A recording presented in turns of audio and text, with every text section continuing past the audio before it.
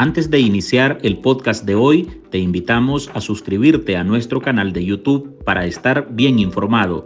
youtube.com/artículo 66 NICA. Suscríbete y activa todas las notificaciones. Nosotros, los nicaragüenses, retamos a los Estados Unidos. ¿Los retamos a qué? Cumplan con lo que manda el derecho internacional. Que empiecen por cumplir con esta sentencia de la Corte Internacional de Justicia de La Haya, que los manda a indemnizar a Nicaragua. Cumplan. El reclamo a Estados Unidos por el pago de una antigua indemnización a Nicaragua fue uno de los temas que marcó la agenda en esta semana. Daniel Ortega exigió en una comparecencia pública que se le entregue al país la suma de $12,000 millones por los daños causados por Washington al financiar la guerra interna en la década de los 80. Una sentencia dictada por la Corte Internacional de Justicia el 27 de junio de 1986, reclamo que fue abandonado de forma oficial en 1991 por el gobierno de Violeta Barrios de Chamorro, pero que ahora Ortega insiste en que debe de saldarse. Y no fue un ataque, fue una guerra que se prolongó por casi 10 años. Otro de los focos de estos días se centró en la filtración de que el presidente Luis Ignacio Lula da Silva cada vez está más distante de su par nicaragüense, al punto que el brasileño presentará una propuesta de resolución de condena que el Foro de Sao Paulo podría hacer contra los crímenes de lesa humanidad que se le adjudican a la administración orteguista, crímenes cometidos en el 2018 en el marco de las protestas sociales. Después de conocerse que Lula prometió al Papa Francisco que intercedería por la liberación de Monseñor Rolando Álvarez, rehén de conciencia desde agosto de 2022, el ex amigo de Ortega da más señales de la irritación que le ha provocado la cerrazón del dictador de Nicaragua, al negarse a frenar su deriva autoritaria. Então a democracia é isso. Ela é uma beleza porque ela permite a alternância de poder. Por otro lado, cada día se reproducen más denuncias de ciudadanos vinculados y defensores de Daniel Ortega que se han ido a Estados Unidos amparados en el programa Parol Humanitario. En esta semana se ventiló el caso de Gabriela Alejandra Rayo Castro, que ahora disfruta de la libertad en el país norteamericano, mientras en Nicaragua sirvió como falso testigo contra el obispo de Matagalpa y hasta se filtraron videos de ella y sus familiares bailando al ritmo del comandante Se Queda. Opositores demandan que se investigue a los ciudadanos antes de la aprobación del parol. Hola, soy Álvaro Navarro y hoy en el podcast Ahora de Artículo 66 le presentamos las 3 de la semana. Ortega quiere indemnización, Lula cansado de su par nicaragüense y más simpatizantes del régimen huyen al imperio. Marlin Balmaceda nos trae las reacciones a las temáticas que centraron la atención de los nicaragüenses en los últimos 7 días. Porque la deuda es larga. La deuda que tienen los Estados Unidos con Nicaragua y con los pueblos del mundo. Una deuda que significa miles y miles y millones de muertos. Ortega quiere que Estados Unidos le entregue $12,000 millones en concepto de indemnización. El dictador de Nicaragua volvió a la carga contra el país, que es su principal receptor de exportaciones y de donde proviene el mayor número de remesas a la nación centroamericana. El caudillo sandinista sacó a relucir la noche del martes un reclamo que arrastra desde 1986 sobre el cobro de una millonaria cantidad por daños causados al país por Estados Unidos al financiar la guerra de los 80. El incumplimiento fue trasladado por el canciller orteguista Denis Moncada ante el secretario general de la Organización de Naciones Unidas, Antonio Guterres, en el marco del 37 aniversario de la sentencia dictada por la Corte Internacional de Justicia de La Haya. Sale la Corte con la sentencia hace 37 años. un 27 de junio, sale con la sentencia. Para vergüenza de la potencia. Ortega insistió que por los daños causados, la deuda histórica tendría que ser mayor y que también Washington debería hacerse responsable, pero desde la óptica de expertos, como el ex embajador de Nicaragua ante la Organización de Estados Americanos, Arturo Macfield, y el exdiputado Eliseo Núñez Morales, el sacar a relucir este tema solo refleja el estrés que le ha causado a Ortega la condena internacional contra su régimen. El dictador retó a Washington a que lo acuse ante la Corte Internacional de Justicia por los crímenes que él ordenó en el contexto de las protestas sociales. Creo que Ortega cada cierto tiempo, lo había hecho en el año 2020, si no me equivoco, había planteado este tema de la Corte de la Haya, y es una táctica que él utiliza siempre que puede para meter algún tipo de presión o chantaje a Estados Unidos, por un lado. Pero por otro, es muestra de la desesperación de Ortega. Ortega está desesperado por conseguir recursos financieros de donde sea. No le basta con confiscar, con robarle a los empresarios, a las personas naturales y jurídicas. No les importa robar a quien sea. Y esto de buscar en la Haya pareciera un acto desesperado luego de que China y Rusia no lograron apoyarlo económicamente en ninguna manera. Yo creo que Ortega lo que está bloqueando. Realmente, si a Ortega lo demandan en la Haya, pierde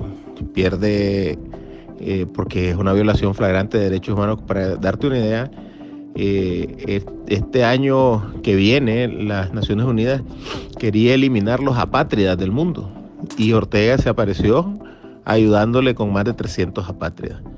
Eso es parte de los discursos que Ortega hace hacia adentro, hacia su gente, tratando de sostenerse, pero ya lo de Ortega es insostenible, no tiene capacidad de mantener un discurso, simplemente vocifera, y lo que hace constantemente es llegar al punto en que ningún país ya lo va a tomar en serio.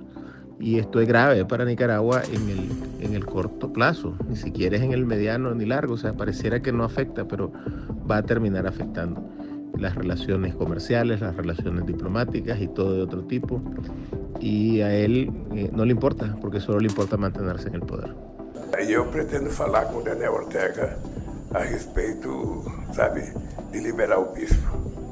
A menos de una semana de conocerse que Luis Ignacio Lula da Silva, presidente de Brasil, se entrevistó con el Papa Francisco y le prometió interceder para que Ortega libere al obispo Rolando Álvarez, el reo de mayor peso en Nicaragua, un segundo balde de agua fría cayó sobre el caudillo sandinista.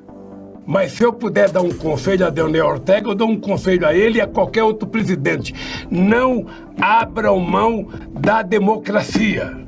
Su antiguo amigo, visto hasta como uno de sus aliados en la región, estaría pujando por una resolución de condena contra el régimen orteguista que estaría siendo promovida por el Foro de Sao Paulo, del que el secretario del FSLN es firmante. Lula quiere que ese grupo de izquierda condene a Ortega por los crímenes de lesa humanidad que se le achacan por la voraz represión ejecutada contra sus ciudadanos en 2018.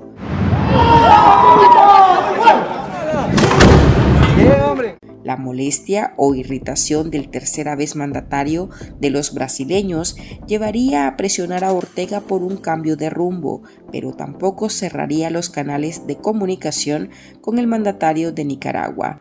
Desde Costa Rica, Héctor Mairena y Juan Diego Barberena, miembros del Consejo Directivo de la Unidad Nacional Azul y Blanco, nos presentan su lectura sobre este giro de Lula con Ortega. Si Lula en efecto lleva ese proyecto de resolución y es aprobado por el Foro de Sao Paulo, eso significaría que el aislamiento de Ortega está absolutamente profundizado. Yo no tengo duda que si Lula lo lleva, tiene altas probabilidades de ser aprobado. Y cuando digo que se estaría profundizando, lo estaría haciendo precisamente en los sectores que hasta ahora han apoyado a Ortega, la llamada izquierda. Pero por otra parte, yo creo que estas son consecuencias, resultados del trabajo que hemos hecho dentro de algunos sectores de esta izquierda, como la carta pública que firmamos varios, dirigida al Foro de Sao Paulo, donde se retrata la situación que se vive en Nicaragua de violación múltiple, masiva y flagrante a los derechos humanos. Ojalá pase esa resolución, pues ya estaría siendo realmente un martillazo a la cabeza del orteguismo. Primeramente, yo creo que Lula y la gente cercana al PT se ha dado cuenta de que Daniel Ortega es indefendible, que lo que no está en Nicaragua en juego es la continuidad de la revolución, sino las pretensiones de un grupo familiar, ¿verdad? Y económico de perpetuarse en el poder, por un lado. Y por otro lado, yo creo que esto ha sido también fruto que no se reconoce del trabajo de incidencia que han hecho un grupo de nicaragüenses, históricos militantes del Frente Sandinista, que han puesto de relieve, ¿no?, la necesidad de que el Foro de Sao Paulo, si se hace llamar de izquierda democrática, si se hace llamar defensor de derechos humanos, si se hace llamar pues un grupo político que no apoya al fascismo, ¿verdad?, y a los regímenes que violentan flagrantemente los derechos humanos, pues debe condenar a Ortega. Yo creo que esos han sido los elementos que a Lula, que es un negociador nato, lo han llevado a no comprometerse y que lo han llevado a no ser un cómplice de Ortega. Pausa, y al volver, más orteguistas se refugian en Estados Unidos por medio del paro humanitario. En Artículo 66, un equipo de periodistas hemos asumido el desafío de seguir informando sobre Nicaragua pese a la persecución, las amenazas, el exilio y el bloqueo impuesto contra la prensa libre. Mantener esta trinchera en defensa de las libertades públicas de todos los nicaragüenses es un compromiso que hemos asumido porque Nicaragua nos necesita. El desafío de financiar el periodismo que hacemos sigue vigente y siempre podés ayudarnos con una donación para garantizar la sostenibilidad de nuestra cobertura noticiosa, de las investigaciones que realizamos o la producción de este podcast. Tu contribución ayuda a mantener viva la llama de la libertad. No nos dejes solos. Unite a nuestro programa en articulo66.com/donar y contribuí con lo que te sea posible. Toda ayuda, sin importar el monto, es infinitamente vital para nosotros. Recordá articulo66.com/donar. Muchas gracias. Daniel, el pueblo está con él. Los aduladores de Ortega continúan abandonando el tren y prefieren acogerse al programa del paro humanitario para irse a vivir a Estados Unidos, el país que criticaban y llamaban imperio yanqui, al igual que su líder. Esta semana, el exfuncionario del Poder Judicial, Yader Morazán, expuso a través de su cuenta de Twitter que la subcomisionada María de Jesús Guzmán Gutiérrez, quien defendió a la dictadura hasta sus últimos días en Nicaragua, se acogió al programa promovido por Estados Unidos, con el que podrá estar en la nación norteamericana de forma legal y pronto contará con un permiso de trabajo. Según Morazán, la fidelidad de María de Jesús Guzmán la llevó a ser ascendida en septiembre del año 2021. Otra que se fue es Gabriela Alejandra Rayo Castro, una de las que sirvió para enmascarar la acusación contra el obispo Rolando Álvarez. Fue una de las supuestas testigos que usó la dictadura. Morazán, experto en administración de justicia, también identificó que Rayo se marchó junto a Juan Alberto Sosa Jarquín, de quien se dijo es un reconocido paramilitar en Matagalpa. Ante esta situación, opositores demandan a las autoridades estadounidenses que revisen el historial de los nicaragüenses que solicitan el paro humanitario antes de otorgarlo. Al respecto, el abogado y notario público costarricense y experto en temas de migración, Daguer Hernández, explicó que lograr esos controles es una tarea compleja, sobre todo si entre los requisitos no se estipula. Yo creo que los gobiernos deberían de mejorar la cantidad de controles para poder evitar ese tipo de abusos. Es muy difícil, ahí sí, y te comento que es muy difícil evitar el abuso por parte de la población y por parte de gente que tiene o ha tenido alguna intención de emigrar en algún momento y que ante una posibilidad de respuesta de migración entonces ven la posibilidad cumplida o la intención que tuvieron de emigrar.